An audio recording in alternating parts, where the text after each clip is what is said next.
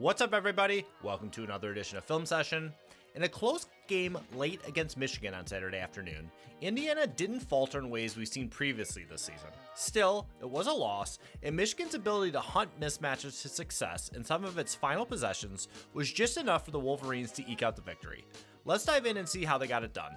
We're going to start with Indiana's possession when it found itself down 61-59 with about 2:45 to go in the game.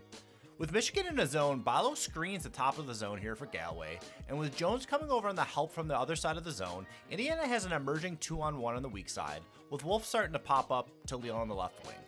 Leal swings it to Mbako in the corner, and he has a pretty darn good look, but it's an air ball from a player who'd been carrying Indiana offensively in the second half. Here's the ensuing possession now from the Wolverines. Golden pops out to set a high ball screen for Donaldson. As Donaldson takes it, we see a triple switch. Ballo switches on to Donaldson, and as Golden rolls, Leal calls out for Galloway to take Wolf popping up, while Leal takes Golden rolling. Donaldson then sizes up the bigger Ballo, and while Ballo does a decent job of sticking with the drive, we can see as we slow it down that Donaldson moves back right to use the rim to ward off a Ballo block, just barely avoiding his outstretched arm for a bucket to put the Wolverines up 4 points. The Wolverines are back in zone again here in Indiana's next possession, and Indiana again screens the top of it, this time a staggered one for Galloway. Galloway actually loses the ball, but in the scramble, Goody is able to pick it up and find Mbako, who drives the closeout and scores to bring Indiana back within 2 points.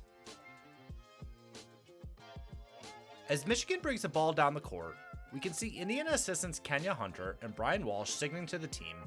Leal sees it and calls out for the Hoosiers to sink into his zone, and then Galloway turns around and signals the same.